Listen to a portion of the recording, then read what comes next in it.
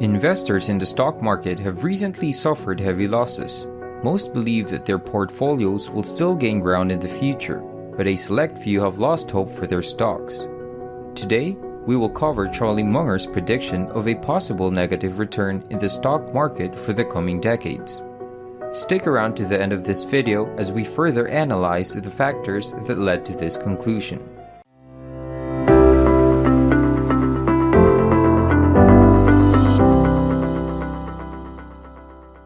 Charlie Munger, who works as Warren Buffett's aide, is widely regarded as one of the industry's all-time greats. Starting in 1986, his daily journal investment portfolio has outpaced the market for nearly 2 decades. Munger gave a talk about the major problems facing the economy and the financial markets not so long ago at the annual conference hosted by the Daily Journal. Today, we will discuss how Munger is structuring his portfolio to outperform the market over the next several years significantly. Analyzing the macroeconomic situation will help us comprehend how Munger plans on making large quantities of money. In the wake of the COVID-19 lockdowns, the federal government was forced to step in to help stabilize consumer spending. There are 2 distinct categories of unemployed people. All jobless people actively looking for work are included in the U3 unemployment rate. The U6 unemployment rate is a more comprehensive assessment that considers workers who have given up looking for work and people who only work part-time. In the spring of 2020, unemployment in the U3 grading system reached 14%. As for the U6 unemployment rate, it hit past 22%. That is a sizable number considering that unemployment and underemployment affect approximately 1 in every 4 persons in the country. As a direct response to the economic crisis, the United States Congress distributed stimulus checks to individuals and made available various loan programs and grant opportunities to state and local governments. Additionally, the public used the money from these checks to assist businesses affected by COVID-19. The Federal Reserve decreased interest rates, making it less expensive to borrow money due to this action, and the target interest rate dropped from 1.5% in February 2020 to 0.06% in April 2020. The Federal Reserve recently raised it to 1.75% to counteract inflation, but it had previously fallen to a low of 0.08% early this year. Why did the Federal Reserve decrease interest rates? And what happened as a result? Let's explore. These initiatives laid the groundwork for a dreadful economic calamity. While the Federal Reserve lowered interest rates, it also increased the number of Treasury bonds purchased in the market. This practice is known as quantitative easing. During the pandemic, the Federal Reserve bought a surplus of $4 trillion in debt, which pushed more money into the economy. M2 is a category of money in the economy that considers cash on hand, savings account, money market accounts, and certificates of deposit with balances less than $100,000. The law of supply and demand ultimately brought about inflation. Goods became more popular when people had more money to spend. However, this was not the sole cause of the current rise in prices. Munger is aware of the rise in M2 money, inflation, and repercussions of asset bubbles. The supply chain issues have only served to worsen the situation further. You have most likely observed a recent shortage of things in the stores, and that the prices of numerous items, including consumer electronics, have increased. Almost all of this is related to the difficulty of getting things off the ships and into the market. These factors laid the problem's foundation long before the COVID pandemic, but the outbreak hastened their development. Massive problems lie at the core of this situation. First, chip offloading is constrained due to a lack of chassis. The inability to offer higher wages has resulted in a reduction in the number of truck drivers who are legally permitted to operate at the ports. The problem was made worse because US warehouses fell behind their Asian counterparts in terms of technology. It's difficult to find good warehouse workers since wages haven't kept pace with the inflation. Warehouse staff shortages have also hampered delivery chains. There are several challenges that Ryan Johnson, an experienced truck driver, has to deal with, and he published a post that caused quite a stir. He compares the present supply problems to having one cashier for hundreds of customers at a retailer such as Costco or Walmart. truckers like him must pick up a container after spending hours in line at 3 locations. Some investing businesses, like Goldman Sachs, keep tabs on the supply and distribution chain. Goldman just reduced the stress level to 9 out of 10, with 10 representing the maximum stress level. There are now 89 vessels waiting to offload goods at the LA port, down from a peak of more than 100 per the Marine Exchange of Southern California and Goldman Sachs. Considering that there were not even vessels 20 months ago, that is a considerable number. Even though it seems terrible, there is still hope that things will get better in the end. The time frame in which experts anticipate this economic challenge will be solved varies, but it is most likely to be solved between 2022 and 2023. The most important point here is that the pressure results in a shortage of commodities. The combination of this pressure and the expansion of the supply of money has increased consumer prices to unprecedented levels. Recent data show that the Consumer Price Index has been climbing at a rate that is 7.5% higher than last year. The correlation between the inflation and interest rates is vital to note. Inflation peaked in the 1980s, reaching new heights never before seen.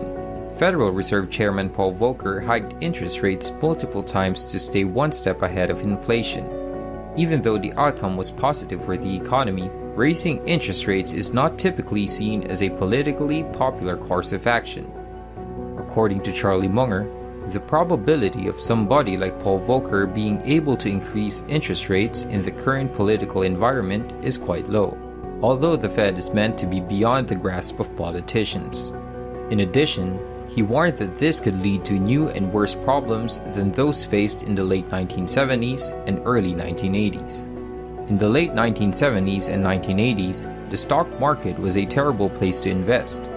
Inflation-adjusted returns on the stock market were 0% from 1965 to 1980.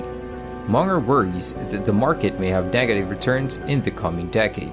There's never been anything quite like what we're doing now, and we do know from what's happened in other nations, if you try and print too much money, it eventually causes terrible trouble. And we are closer to terrible trouble than we've been in the past, but it may still be a long way off. I certainly hope so. The first consequence we brought up was a decade marked by high inflation and dismal returns on investments when adjusted for inflation. Munger is also concerned about a possible second scenario. The Federal Reserve is undoubtedly wary about repeating the Great Depression of the 1970s. It has previously declared that the interest rate will rise. CME Group, the world's largest futures exchange, just released a study that looks at what the market expects and how well investors seem to predict rate increases. It is anticipated that the Fed will raise interest rates by between 4 and 6 times in 2022, and then again by between 2 and 3 times in 2023.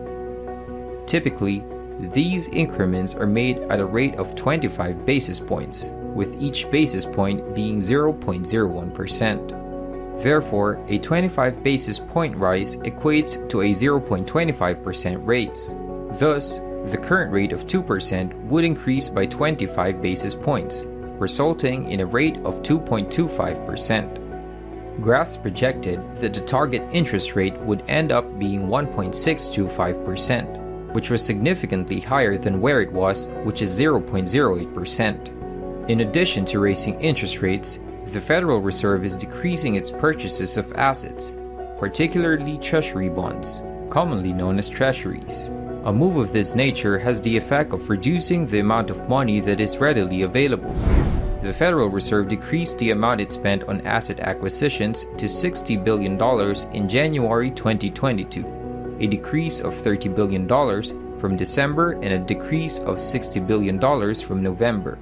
In addition to its ongoing bond purchases, the Federal Reserve is creating a false demand for Treasury securities by raising the money supply. For price rates to remain stable as the Fed cuts its acquisitions, new demand must step in with an equal proportion. This extra demand would need to compensate for the reduction in bond purchases made by the Federal Reserve. It is exceedingly doubtful that the treasuries will be able to find outside investors willing to contribute between $60 billion and $100 billion to their portfolios every month to achieve their goal of having a net zero impact on the market. Due to their inverse relationship, bond yields and prices would imply higher U.S. Treasury yields if the Fed began reducing its asset buying program. Consequently, while most of the attention in the media is focused on the Federal Reserve raising interest rates, the reduction of asset purchases will also have a significant impact on bond yields and, consequently, interest rates as well. However, Charlie Munger is wary of overtly claiming that the bubble will burst. He believes the reduced rates were implemented as a drastic precautionary step when the COVID pandemic first became apparent. The United States is putting itself in a precarious situation that will only get worse the longer it maintains its current monetary policy of low interest rates and excessive inflation, which is especially problematic given that COVID has passed. We are now forced to accept the new reality.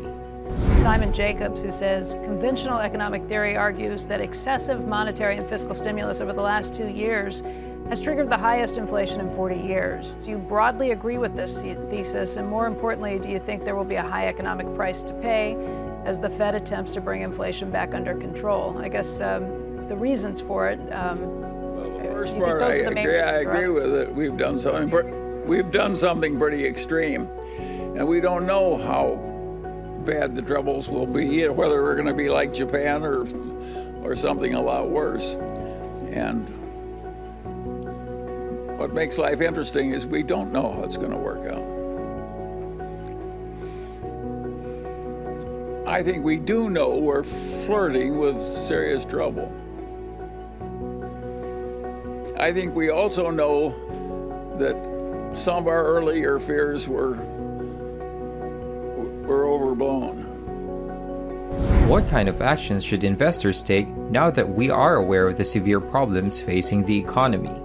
Munger recommends investing in apartment complexes and stocks since he believes they are better than commercial property investments.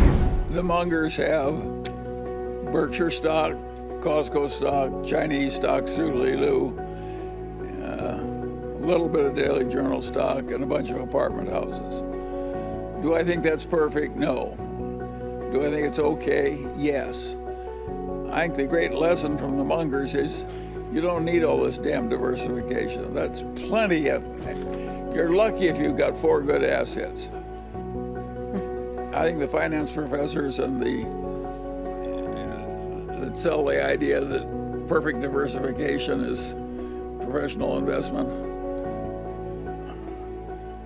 If you're trying to do better than average, you're lucky if you have 4 things to buy. And to ask for 20 is really asking for egg in your beer. It's very few people. Munger says that making more than 4 or 6 investments is not intelligent, which is different from what most investment professionals say in business classes. According to him, introducing too much diversification might lead to declining results. Using Markowitz's modern portfolio theory, or MMT in simplified form, he has a solid basis for his case. According to this hypothesis, adding a stock to your portfolio minimizes the portfolio swings, and the swings decrease as you add other stocks. Although this trade-off has generally been 1-to-1, each subsequent investment has diminished the portfolio. One must remember that this is assuming a 1:1 ratio of assets. If there were 5 stocks in the portfolio, each stock would account for 20% of the portfolio. If there were 10 stocks, each stock would account for 10%. If there were 50 stocks, each stock would account for 2%.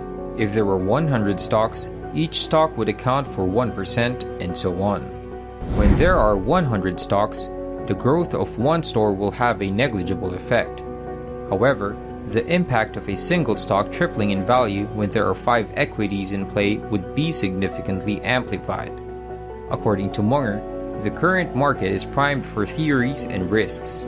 As an illustration, he used the SBAC space, which solicits monetary contributions before engaging in investment activity. This is another question from Tom Seymour, who sent in several that were pretty good. This one he says, 2 years ago at this meeting, you said, "I think there are lots of troubles coming. There's too much wretched excess." Since that meeting, we have seen something like 860 SPACs, IPOs like Rivian and Robinhood, and the GameStop phenomenon. I can't imagine you've changed your mind. I wonder what your favorite story of wretched excess is from the last year. Well, certainly the great short squeeze in GameStop was wretched excess. Certainly the Bitcoin thing is wretched excess. I would argue that venture capital is throwing too much money too fast and there's a considerable wretched excess in venture capital and other forms of private equity. And so we have a stock market which some people use like a gambling parlor.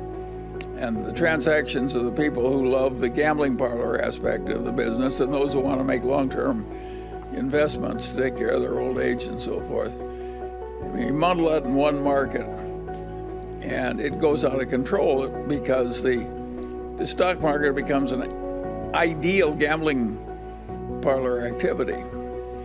I don't think that ought to have been allowed either. If I were the dictator of the world,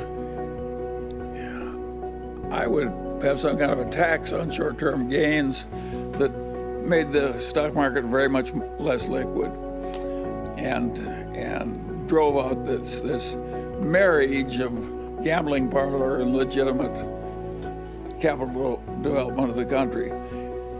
It's not a good marriage, and I think we need a divorce. In addition to the 850 SPACs, Munger cites the great short squeeze and multiple high valuations as other indicators. Due to the current macroeconomic environment, it may be beneficial to diversify outside of the United States. For example, Munger owns shares of BYD and Alibaba. BYD is a Chinese manufacturing company, while Alibaba is another Chinese company that specializes in e-commerce, retail, internet, and technology. Because BYD was one of Munger's top picks of all time, he recently invested in Alibaba due to his success with the stock. Even though China has a lot of dangers, Munger said in both this year's and previous year's interviews that it was worth the risk. Munger, however, recently cut his stake in Alibaba by 50%, but he still has about $31 million worth of Alibaba shares. You may have heard about the dangers of investing in China in the recent news and our recent uploads, so the chance is there. On the other hand, Charlie Munger believes that despite certain dangers, such as concerns regarding economic regulation and delisting, the value in China's financial market is significantly higher in comparison to that of the US market. Interested in your take on China and Chinese stock exposure for the long term, he says it's becoming quite evident that Chinese companies could be banned from doing business in the Western world or maybe some of the Eastern countries too because of the number of the following reasons. 1, the security threat issues. 2, the potential conflict over Taiwan. 3, inability to meet Western accounting standards. And number 4, human rights issues. Considering all of the risks mentioned above, why would anyone as smart as Munger or Buffett consider investing in China or any of the Chinese companies? Well, we did it for a very simple reason. We got more strength per dollar invested. In China, the companies we invest in are stronger relative to their competition and priced lower. That's why we're in China. China and the United States are at odds, according to Munger. This is a fact, and it continues to take place since the United States does not appear to comprehend that the differences in government are suitable. The problem is that although the system and policies of China would not have been successful in the United States, China required these policies to move forward, not the US. This one came in from Wasim. He said, although the financials seem strong, do the political pressures from the Chinese government worry you at all? Well, the Chinese government is worrying all the capitalists in the world way more than it used to. And of course we don't like that. And we wish that China and the United States got along better. And if you stop to think about it, think of how massively stupid both China and the United States have been to allow the existing tensions to arise. What bad is ever going to happen to China or the United States if we two are close? If we make good friends out of the Chinese and vice versa, who in the hell is ever going to bother us? Of course we should make friends with China. And of course we should learn to get along with people who have a different system of government.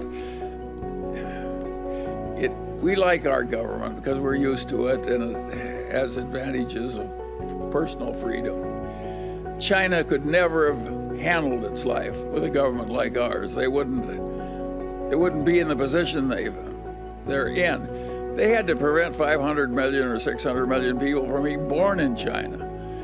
They just measured the women's menstrual periods when they came to work and aborted those who weren't allowed to have children. You can't do that in the United States, and it really needed doing in China.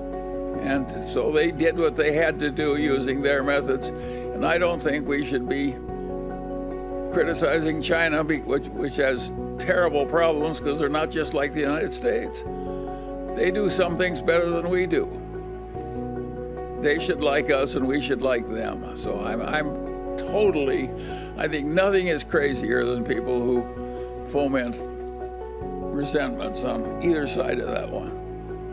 Many other well-known investors have followed in the footsteps of Munger and kept their money in China. Manish Pabrai, Ray Dalio, and the venture capital giant Sequoia Capital are just a few of these individuals. Munger believes that the solid relationship between the United States and China will lessen the danger based on mutual respect. As a result of Munger's exposition, we have a better understanding of his ideas. The markets are in a precarious position due to higher inflation, rising interest rates by the Fed, problems in the supply chain, stretched valuations, and speculation. In light of these macroeconomic tendencies, Munger has restructured his portfolio to invest in solid companies. The bulk of his holdings is concentrated in 5 companies, which include Bank of America, Wells Fargo, Alibaba, US Bancorp, and a South Korean company named POSCO Holdings. Munger is not a fan of diversity and believes that Bank of America, Wells Fargo, and Alibaba will be profitable in the long run. Leave a comment below and let us know if you align with Charlie Munger's ideas. Do you agree that China's market is worth the risk despite economic troubles? Or would you rather stick close to home and invest in the US market? If you enjoyed this video, kindly like and subscribe, and we'll catch you next time.